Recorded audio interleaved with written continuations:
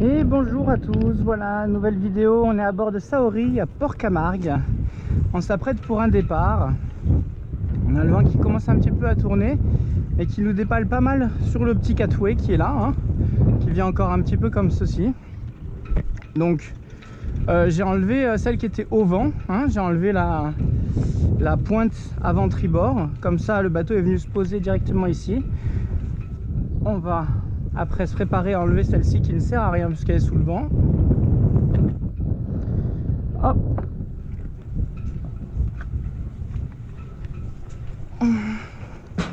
Donc là il faut savoir que le vent vient un peu comme ça. Donc qu'est-ce que ça va faire? Ça va faire que si je recule entièrement droit, le vent va pousser le nez du bateau, donc le nez va partir par là, donc on serait plutôt forcé d'aller en marche arrière si le nez part là-bas. Sauf que vous allez voir qu'on a toujours notre pas d'hélice, et notre pas d'hélice il nous fait amener la jupe vers là-bas, donc partir en marche avant. Donc le vent qui pousse le nez du bateau va contrarier le pas d'hélice. Voilà, le pas d'hélice lui il prend effet de suite.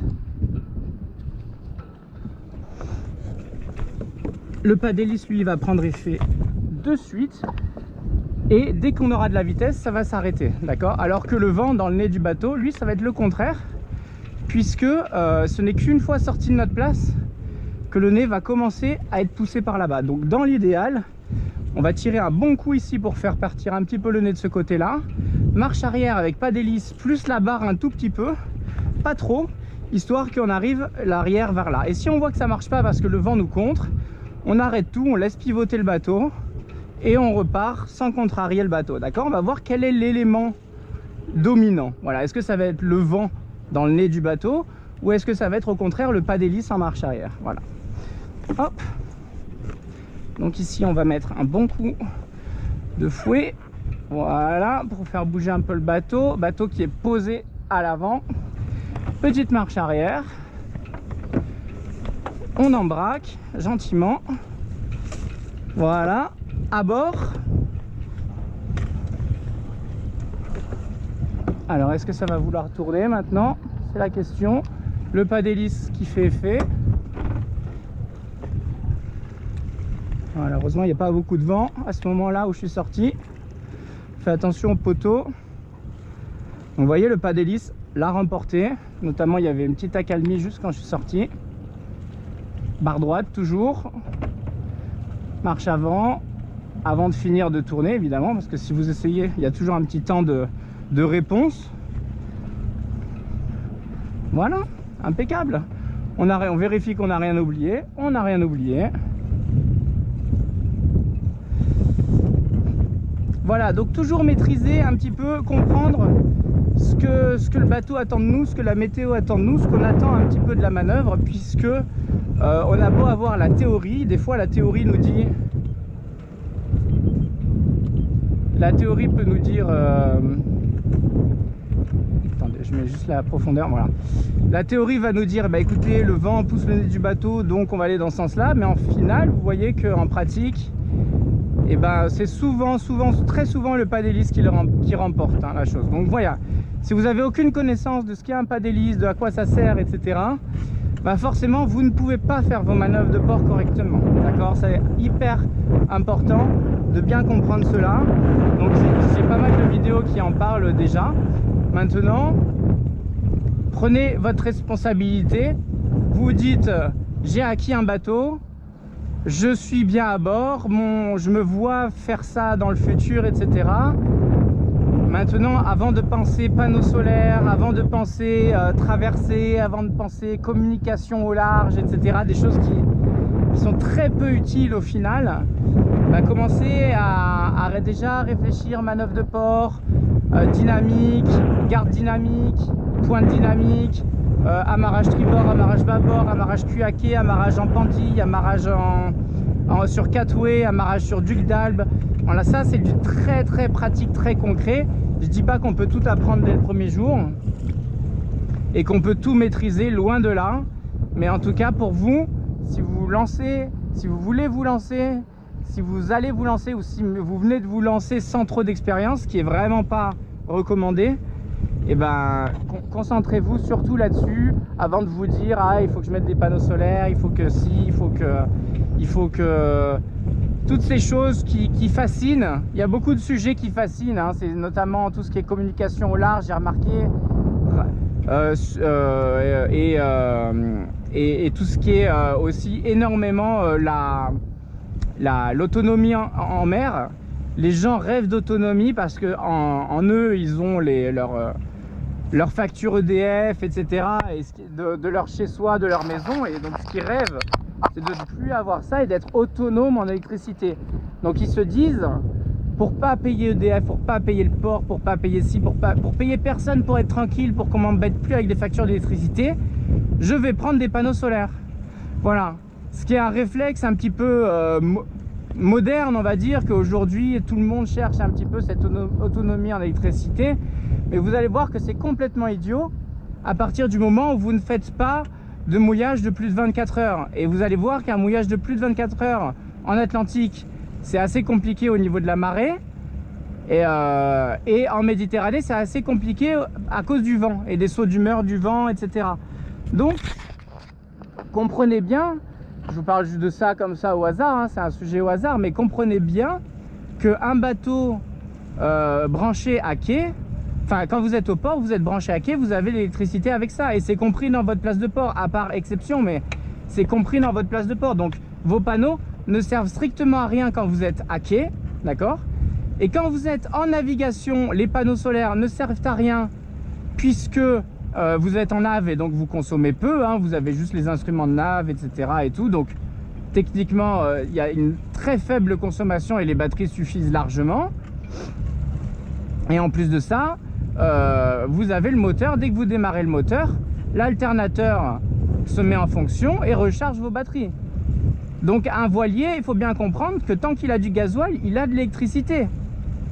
Et surtout que si vous avez que du 12 volts à bord et que vous n'avez pas de convertisseur 12-220 pour avoir une vraie prise 220 à bord, hors quand vous êtes OK, bien sûr, en permanence, bon ben si vous n'avez pas ça, pour du 12 volts, ça ne sert strictement à rien de se dire il va me falloir des panneaux, etc. Et avant même de penser aux panneaux, essayez de voir si vous, madame et les enfants, vous allez pouvoir tenir une nuit au mouillage avec le stress que ça encourt, avec les vagues, le clapot, le ci, le ça, etc. Tout n'est pas idyllique et paradisiaque comme sur les vidéos YouTube, comme sur internet ou comme dans vos rêves ou comme ce qu'on vous montre, hein. Parce que c'est pas parce qu'on vous montre des choses qui paraissent paradisiaques que les gens, quand ils coupent la caméra, il n'y a plus de problème, tout est beau, tout est rose. Comprenez que souvent, malheureusement, on va vous montrer les choses les plus incroyables, les plus sympas, au mouillage, avec les panneaux, les enfants à l'eau et tout, tout est génial, la pêche, c'est incroyable. Mais après, cette famille-là, peut-être que quand elle est partie du port, elle a mal fait son check-up, elle est rentrée dans un ponton, voire dans un bateau, voire elle se met en risque parce qu'elle n'a pas bien vérifié son bateau et que du coup, elle part inconsciemment sans savoir que le bateau, il y avait des choses à vérifier, etc. Bon bah, tant que vous le savez pas, c'est un petit peu pile ou face. Après, quand vous en prenez confiance, c'est souvent que trop tard, qu'après les problèmes, voilà. Il faut pas partir du principe que c'est en accumulant les problèmes qu'on va accumuler de l'expérience. Loin de là, il faut au contraire se préserver et faire en sorte de ne jamais avoir de problème et toujours essayer de s'en préserver un maximum. C'est pour vous, c'est pour vos proches, c'est pour vos vacances, c'est pour tout le monde. Ça ne fait qu'arranger tout le monde, hein. Donc voilà, je vais essayer encore une fois de bien responsabiliser les gens et de bien leur expliquer à quel point vous vous engagez quand vous achetez un bateau. Voilà, quand vous achetez un bateau, vous vous engagez, et c'est pas parce que vous êtes propriétaire d'un bateau que vous devenez automatiquement un bon capitaine, ou alors quelqu'un pareil. C'est pas parce que vous êtes propriétaire du bateau que vous pouvez donner des ordres à tort et à travers à tout le monde, alors que vous-même votre comportement n'est pas irréprochable. Voilà, on aura l'occasion d'en reparler. On aura l'occasion d'en reparler. Comme je vous dis, j'ai beaucoup de choses à expliquer, à réciter. C'est pour vous, hein, c'est pour que vous puissiez vous-même faire des navigations dans le meilleur des situations. Voilà, aujourd'hui là on va se balader un petit peu déjà dans le port Camargue, hein. Vous voyez le côté gigantesque de ce port. On va ralentir un peu. Donc ici, bon, là, le ponton essence qui est entre un peu tous les ports principaux. Il y a le port côté capitainerie, il y a le port côté escale technique qui est ici, c'est tout le même, hein. Donc tout ça, ça appartient à la Capite. Et après, vous avez tout ce côté-là. Je ne sais pas si vous voyez bien, j'essaie de pas trop bouger. Et en gros, chacun a sa petite maison avec devant son petit duc d'Albe, sa petite place de port et son petit bateau. Voilà. Donc l'idée, c'est quand vous venez ici de ce côté-là, il y a toute une partie qui est complètement privée. Et quand vous êtes dans cette partie privée, bah, vous achetez la place de port avec votre maison, comme une place de parking. D'ailleurs, de l'autre côté, il y a une place de parking également. Voilà. Donc vous avez place de parking, place de port et le petit studio estival, etc. Très sympa. Bon, après, au niveau de la fabrication en soi, c'est quand même des cairons, des moellons les uns sur les autres, quoi. Donc c'est pas très cossu, hein, ça n'a pas trop de cachet, c'est pas très noble, si vous voulez, dans la durée. On sent bien que ça, dans quelques années, ça sera en ruine. Donc esthétiquement parlant, c'était à la mode il y a quelques années. Aujourd'hui, ça ne l'est plus trop. Au niveau pareil de la valeur de la pierre et de la maison en soi, bah, elles valent pas grand chose. C'est plus l'emplacement qui fait leur prix. Donc c'est plus spéculatif qu'autre chose, malheureusement. Maintenant, avoir sa petite place de port, bon bah vous êtes pas malheureux, hein. Vous êtes pas malheureux.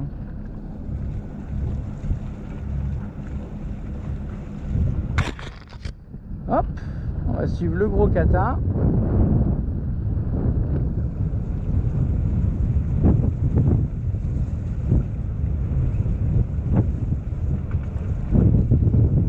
Voilà, bah écoutez, sortie de Port Camargue, vous avez peut-être notifié quelques changements à bord de Saori.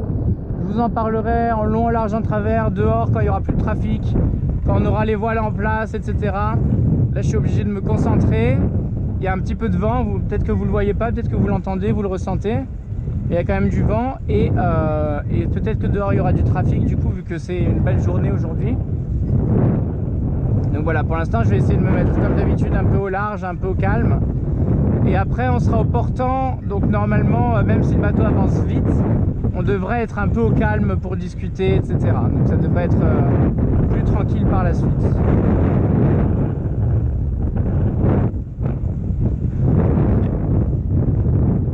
Voilà, après c'est brassière, enlever les pare-battes.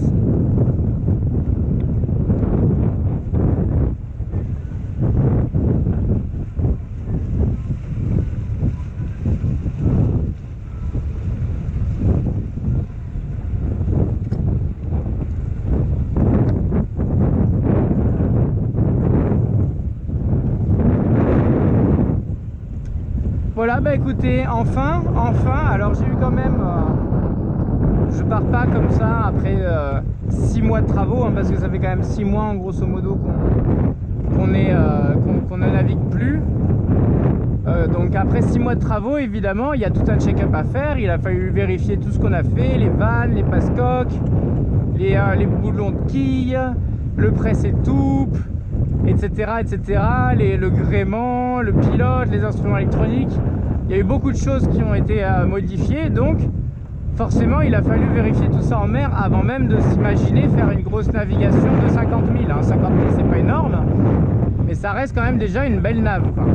Donc avant de faire une belle nave comme ceci, bah forcément je suis allé faire 2 petites navigations, 2 jours différents, de tests en dehors, voilà, pour vérifier, mettre à l'épreuve le bateau, vérifier tout dans toutes les conditions, au près, au portant, au moteur, face au vent, dos au vent, etc.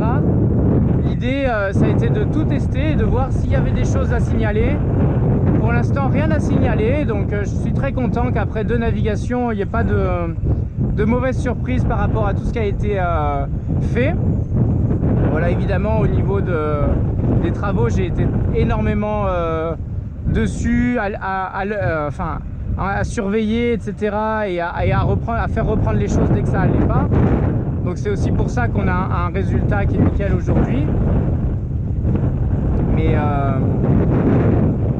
Mais du coup voilà, il a fallu quand même bien surveiller jusqu'au dernier moment les travaux, et après une fois en mer faire une dernière vérification pour être sûr que tout se passe bien et que je puisse partir en mer en toute sérénité, quoi. En toute sérénité. Voilà, bah écoutez, on arrive bientôt à la fin. Voici la capitainerie, vous l'avez vu ici, ponton d'accueil qui est juste là. Il y a quelques cataways ici également qui peuvent vous poser là pour la nuit.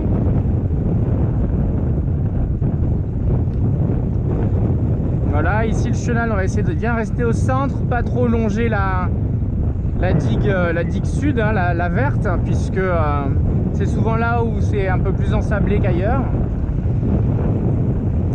Donc on va essayer autant que faire se peut de garder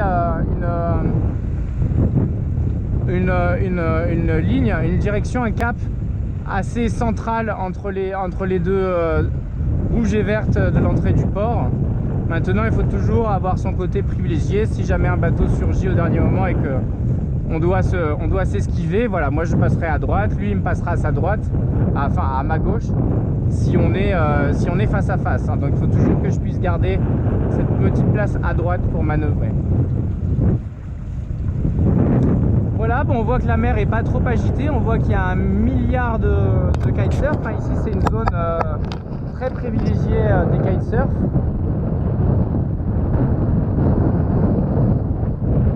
Le vent va changer, hein. Normalement on est censé partir avec un vent qui était un peu plus mistral et finir avec un vent d'ouest qui est une espèce de queue de tramontane assez particulière, qui devrait être plein ouest. Donc c'est parfait, c'est vraiment, au niveau des conditions de vent, ça va être vraiment agréable. J'espère que ça va pas trop monter, quoi. C'est tout ce qui m'inquiète, mais normalement, j'ai regardé la météo encore ce matin. J'ai préparé évidemment ma navigation hier soir, en notant la force des vagues, la force du vent, des rafales, la direction, etc. Donc normalement ça devrait aller, ça reste des prévisions donc il faut faire attention, mais normalement ça devrait aller, au contraire on risque de bien avancer. Voilà, désolé pour le vent, on est face au vent, je sais pas trop ce que ça donne. Là on sort du chenal, on va pouvoir mettre un petit peu plus de moteur.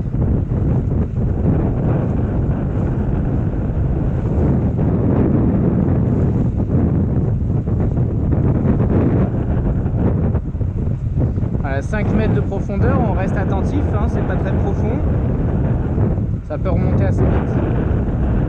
Et là on devrait être tranquille. Maintenant on est au milieu du chenal, entre les vertes et les rouges.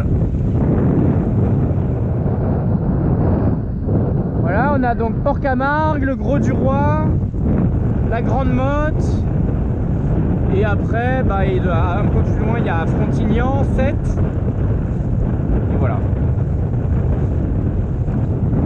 Tout ça c'est un petit peu la zone du sud-est, sud de Montpellier, quoi.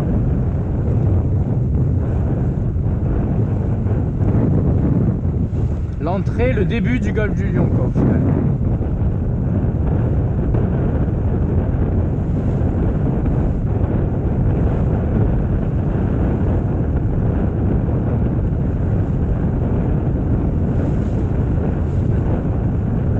Voilà, on va mettre Navionics en route. Voilà, et nous on va partir direct là-bas. Par contre on va faire gaffe qu'on va être un petit peu au moteur au début, le temps que j'aille tout ranger.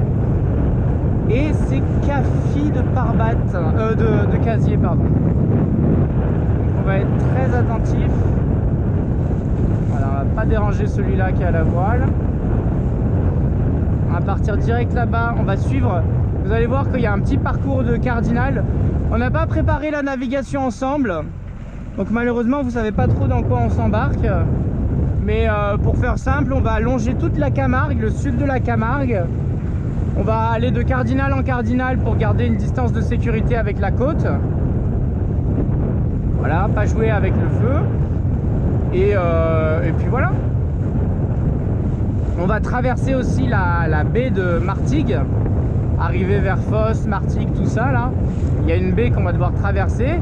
Et une fois qu'on a fini de traverser cette baie, on arrive dans la baie de Marseille avec toute la partie ouest, avec les stacks, etc. Et on va aller jusqu'à quasiment le vieux port Frioul, quoi, jusqu'à l'île du Frioul, qui est quasiment le vieux port.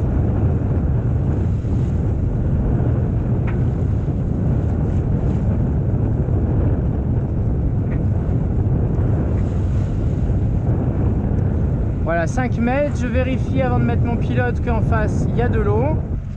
En face il y a de l'eau. Hop, on va mettre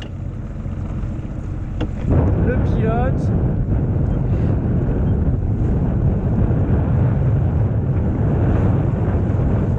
Impeccable.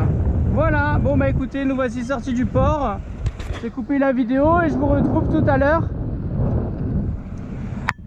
Où on va mettre les voiles, tout simplement. Voilà, on se retrouve tout à l'heure sous voile. Des bisous, bye bye. J'espère que l'aventure va vous plaire. Il y a plein de belles choses à voir. Ça vous répète la forme et ça c'est le plus important. Bye bye, ciao ciao.